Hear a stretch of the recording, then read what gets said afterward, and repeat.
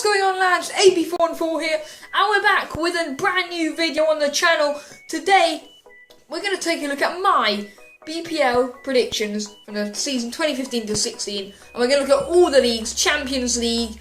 We're also going to look at AlexWB, all of the domestic top leagues, and I hope you guys do enjoy the video. So then, my friends, to start off, we're going to look at the bottom three in the Barclays Premier League, and of course, the promoted teams is bound to one of them is bound to go down, and I think actually two of them are going to go down this year. Watford, I think they're going to finish 20th. They haven't seemed to really do anything. They don't have any key quality in their side. I mean, Troy Deeney and Igalo, they're players who are championship standard. Coming into the Barclays Premier League with the strikers like Diego Costa around, they're not going to do much. They're going to finish 20th. Just above them, their fellow promoted team, Bournemouth, and I think they're going to finish 19th. They actually had a better start this season than Watford had.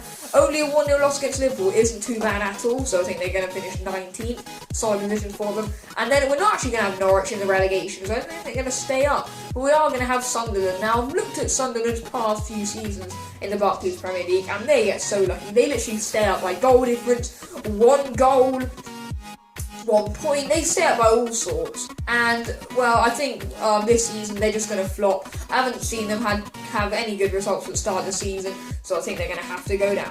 Now we're going to move on to the 17th and 11th spot, and in 17th space, I think Norwich just about going to survive the Premier League. I think they have enough quality. Nathan Redmond and Cameron Jerome can keep them up front very nicely. Absolutely fantastic players in the Championship, and in the Premier League they've showed great quality too, and I think they could really be pivotal for Norwich. Next up, we've got Aston Villa. I think Aston Villa this season, again, I just can't imagine them being outside the Premier League. They may go down, but I don't know, they sort of have that Premier League mentality, that they've got the sort of quality in their side. Of course, without Benteke, it's going to be very difficult for them, but I really think Ogbonnahor can deal with that sort of pressure and really show up for Aston Villa and help them stay in the Barclays Premier League. Next up, we have Leicester City. Now, they've had a fantastic start to the season. Riyad Mahrez is the Premier League's top goal scorer with like 4 goals or something, 5 goals. I don't know actually the statistic officially. But he's got something ridiculous, and that's just an absolutely fantastic achievement for them. And Mahrez, a right mid for Leicester, is getting the top scorer of the BPL. They're going to be doing big things. They could even sprout up, but I just think with later on in the season, some of these teams like Aston Villa, they start to get used to it more. Swansea, Southampton, and they just dominate all of the less familiar teams in the Premier League. So I think Leicester will just keep a solid spot there. The next two teams we're going to be talking about are West Brom and Newcastle. I think these guys, again, at Newcastle, they never really have the best season these days. They used to be like challenging the Champions League, believe it or not. Then it dropped to Europa League, and now it's just when they can stay in the BPL, literally. Oh my god, they just can't play anymore. I don't know what's happened to them. And whereas West Brom, they actually got a solid result against Chelsea, 3-2, lost. And a bit unfortunate with that, of course, missing the penalty. But, West Brom, of course, they're just another one of those clubs that doesn't really go down. It's always in the Barclays Premier League. And I think they'll, again, maintain a solid position. The next two we're going to talk about are Crystal Palace and Swansea. And I've actually placed Crystal Palace quite high this season.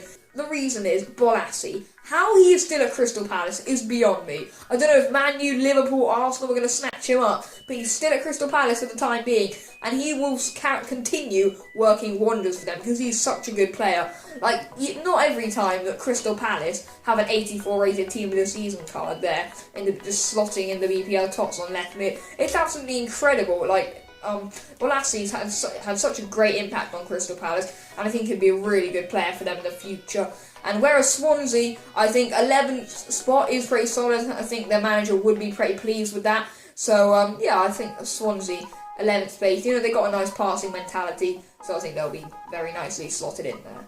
We're now going to move on from 10th to 5th place, and those guys are going to be Southampton, Stoke, West Ham, Everton, Liverpool, and Tottenham.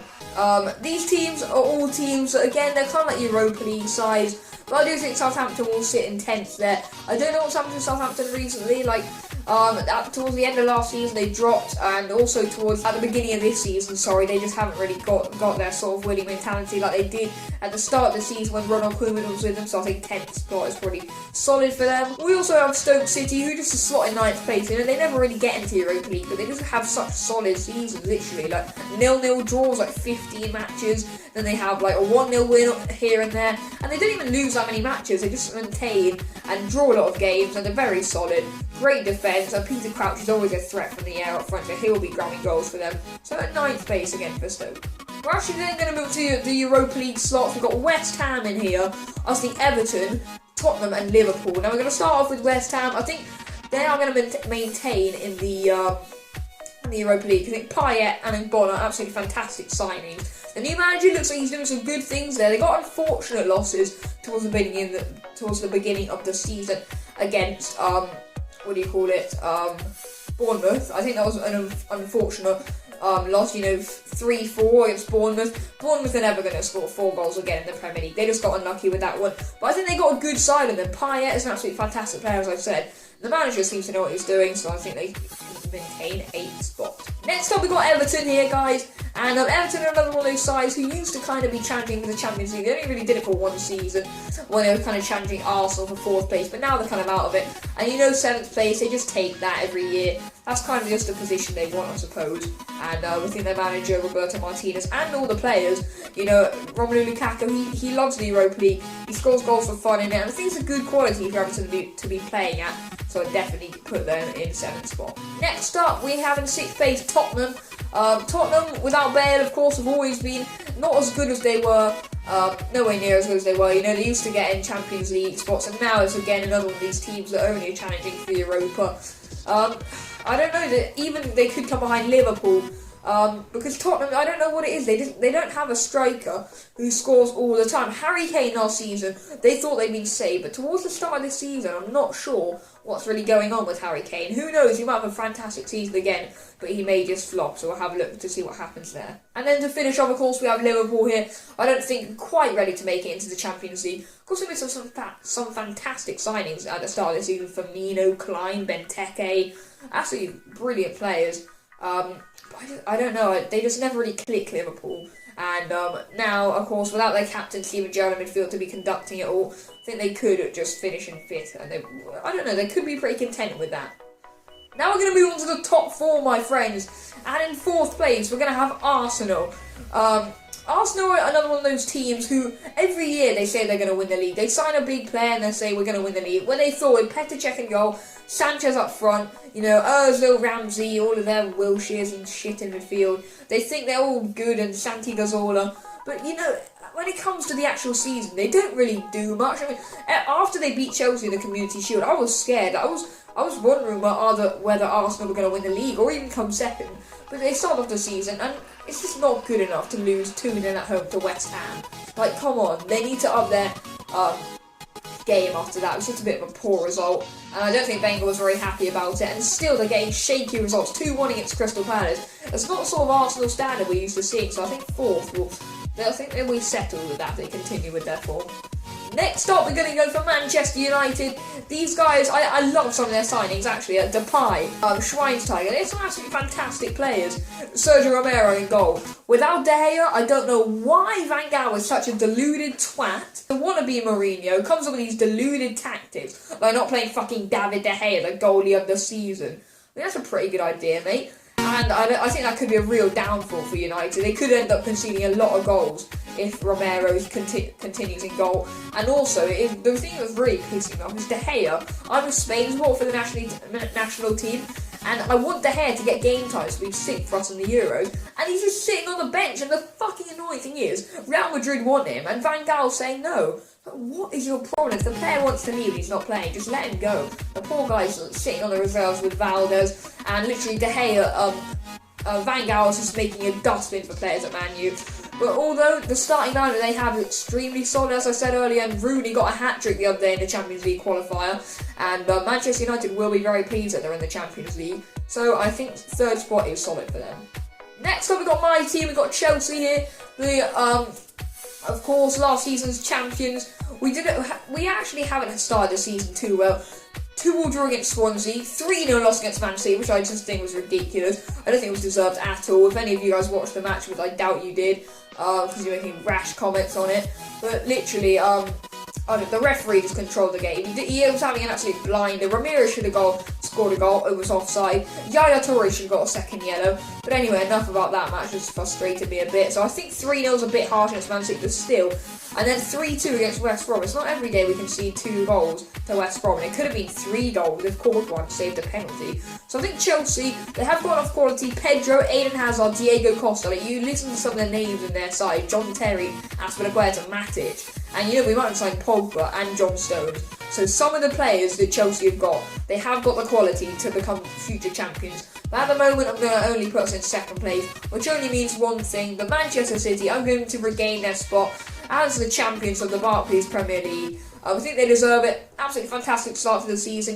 They beaten the last season champions, of course, Chelsea. They beat them 3-0, as I just talked about, which was an absolutely wiped out result. And then, of course, they've beaten Everton 2-0 away from home at the Goodison, which isn't a hard place to go. And it's an absolutely fantastic team all round. Raheem Sterling is a fantastic signing.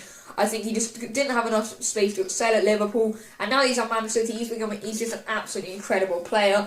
And then we have Fabian Delph, who's another brilliant signing. Otamendi, and as I'm recording this, De Bruyne hasn't actually signed for them yet, but when this video goes up, he may have actually signed for them, so that'll be another incredible signing. I think they just have so much good talent there that it's just inevitable that they're going to win the league, and they have a great winning mentality there with Pellegrini, so I think it's only fair to crown them as champions of the Barclays Premier League, and I think they will do it eventually, just because of all the quality they have in defence, midfield and attack, and of course the goalkeeper.